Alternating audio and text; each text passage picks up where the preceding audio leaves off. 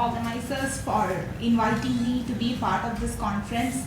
My special thanks to Dr. Aparna Ishwaran and all the others who I met yesterday, many of them. So I would like to thank them for pulling this off and inviting me to be part of it. It's also important because I'll come to it slightly later.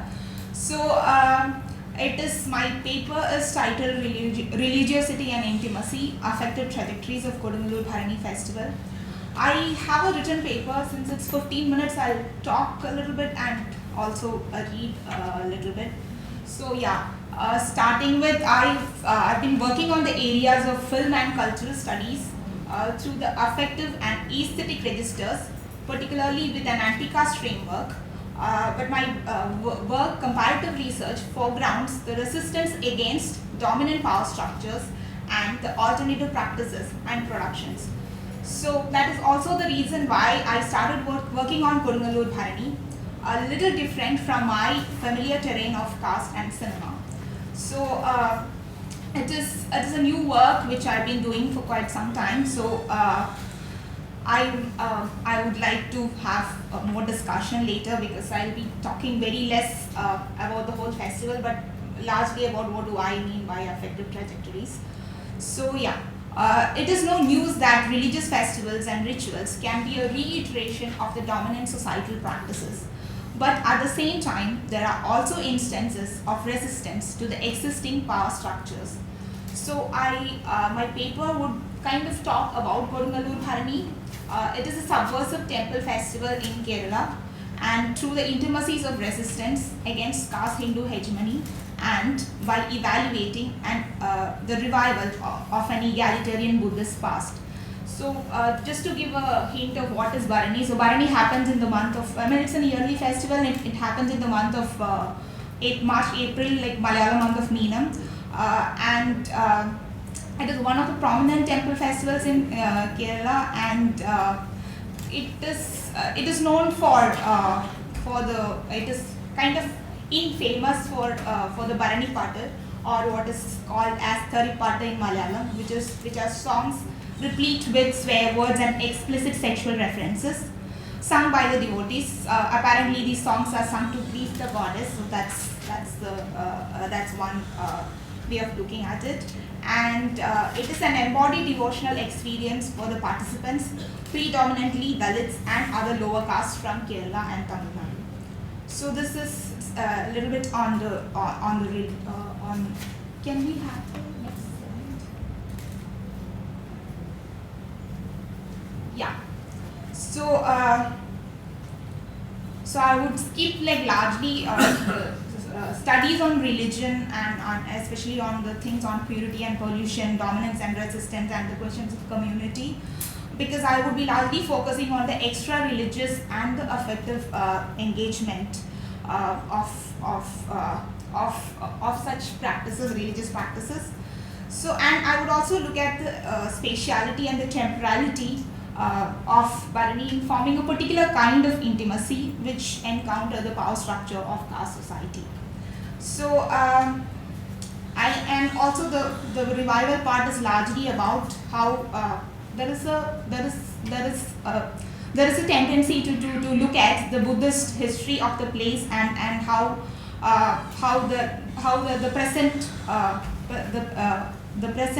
practices have kind of resonances of the past, Buddhist past.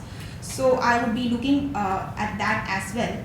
So there are three things which I will look at in my presentation. One is of the space, which is on rituals and travel, and language, which is on the Bharani Patter, or the songs of swear words, and of experience, which are memory and the embodied performance of devotion. So so there are contested narratives about the origin of the temple. So you can see some of them here. So which is whether it is Hindu or Buddhist or so other there are also other trajectories of this, and one is the story of Kannaki, the central character in Silappatikaram, and the other one is the Hindu myth of Bhadrakali, the slayer of Asura king Dariga, and also Bharani as a tactical move to cast away the Buddhists of Kodungallur. So these are some of the major contested narratives on that. And so I'm tracing the Buddhist trajectory. So one of them is the Kannagi was worshipped by the Buddhists in the early days.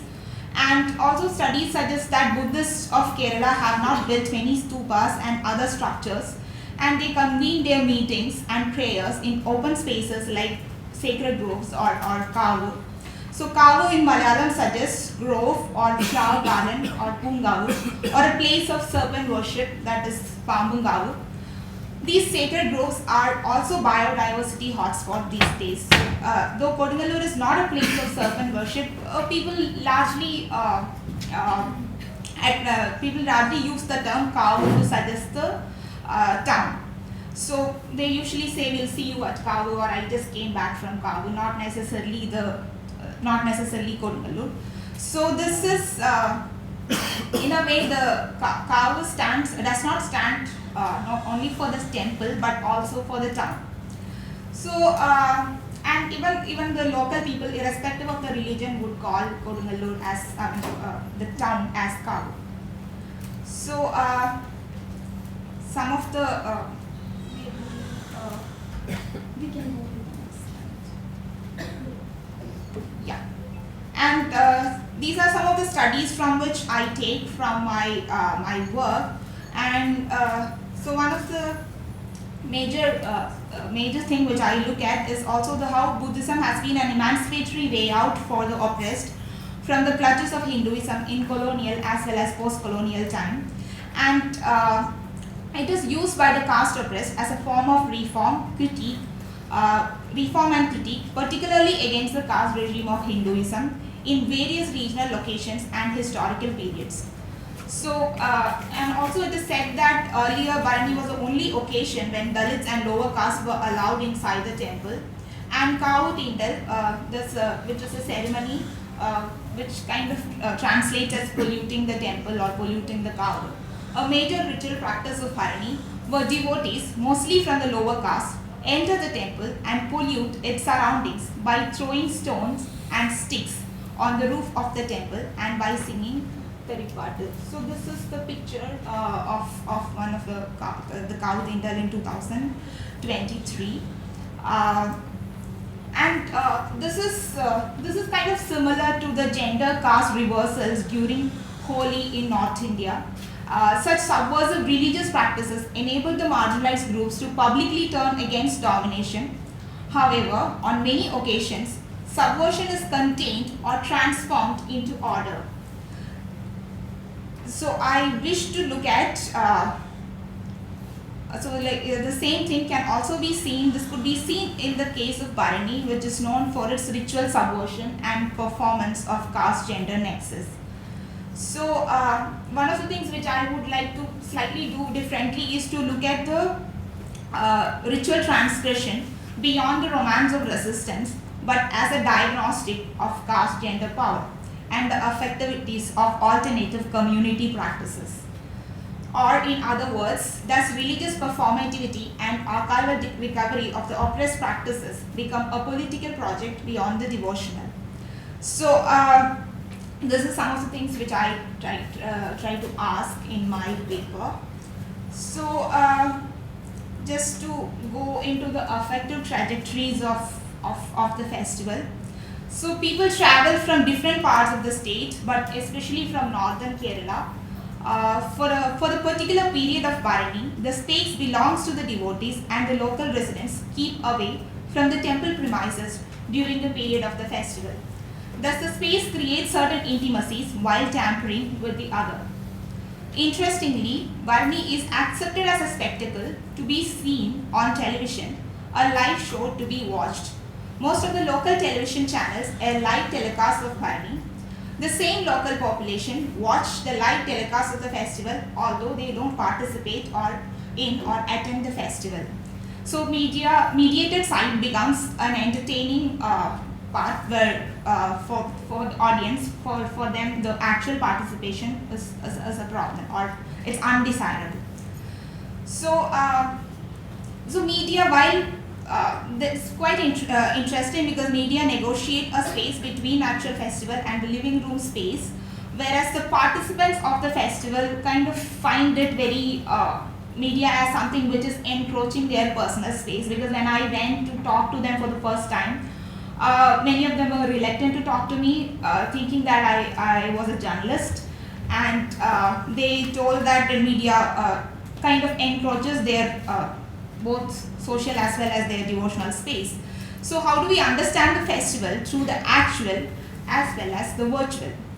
So so I've done the field work in 2017 and 2023. And I started off with the question of the language of Bharani Patil, but then going and talking to people there, which kind of prompted me to look at the affective expressive elements of the festival and the alternative religious practices of caste oppressed communities. So I would be looking at three parts, which is one is on space, the other one is on language, and the last one is on experience. Next. So so there is a strict demarcation of space when it comes to Bharani, because there are different spaces given to different communities during that time. And for instance, I take the case of Pulapadam, or a place in Kavalkadal, almost half a kilometer away from Kodungallur. The place is also known as Kirkavu, or kind of a smaller place of worship, which attracts attention only during Bharani. So when Kodungallur temple becomes the male kavu, or the prominent or the high place of worship, this particular space becomes the it kind of becomes the Kirkavu, or the lower place of worship. So Pulayas, a Dalit community in Kerala, perform the rituals in the temple. So and it is there are studies, historical studies, that how this Kodungallur Bhagavati was a deity of the community, even earlier period onwards. So there's and how it kind of works within this space. And so there is a legend that this is again a myth, which kind of tells that after killing Darika, this goddess came to the place and asked them to give shelter, and apparently they gave that, and then she told them to make a space of worship for her, and they can live with that, but they should not make money out of the place. So that's the kind of story which goes on. And this place kind of there is a ritual demarcation and a spatial demarcation which we can see during the festival. And so one of the things which I want to look at, which we already had today, we had the discussion on what is this we-ness, or what is this we, or togetherness, or belonging. So one of the things which I found quite interesting in the festival is how people who participate in the festival are called Bharanikar, which is kind of which is always used in plural, not Bharanikaran or Bharanikari, but it's always plural, which is also gender neutral and enhancing the collective nature of the festival. So in fact, the people who travel, they travel, cook, eat, drink, and sing together. And this Bharani becomes a cause of this get together, a coming together of the otherwise fragmented communities. So just to give a picture of what is this togetherness or we-ness. So linguistically, Malayalam and I think almost all the Dravidian languages will have this inclusive and exclusive we, which is in the case of Malayalam, which is Nammal and Nyangal. This inclusive we is it's kind of an unspecified plurality which includes both the speaker and the addressee, which is Nammal, whereas exclusive we does not include the listener, which is Nyangal. While the locals claim that it is not Nyangalude festival, which people usually tell that Bharani is not the festival of people of Kodungallur, many people who attend Bharani noted it as Nammude festival or our festival. So it's an inclusive we. So instead of creating the binary of Nyangal and Ningal, or which is us, them, or we, they, or are, your, Bharanika stressed on the numbleness or the we-ness or the togetherness of the event.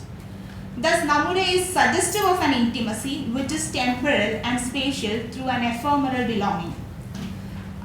So I take from Chakrabarti, who notes that belonging through intimacy can result into a bond of diverse subcultures of resistance through a belonging that necessarily does not appropriate or hybridize identity but assist in a performative belonging of togetherness without any premeditated agenda. So thus the numberness of Bharani offers a togetherness beyond the enclosive system of caste. So yeah. Maybe the next slide. So these are some of the pictures of the Pulai Padam, where you can see the money, and the other one is people who came for the festival. So I have two more points. One is on the language again and experience. So and again to talk about how Bharani Pada becomes it's an uncivil, how it is considered as uncivilized and inferior in popular discourse of Kerala, and and so unlike the usual chants in the temple, the Bharani Pada is normally in everyday vocabulary, and so the Sanskritic verses mentioned above are also explicitly sexual in nature, but they are treated as sacred, whereas Bharani songs becomes kind of profane or not pure in that sense. So, and it's also interesting because most of the devotees are also coming from the oppressed caste, and their language also becomes not pure. So because even the caste surnames and caste names of people becomes expletives and swear words of Malayalam language. So it is argued that the words and sound play an important role in the practice of untouchability.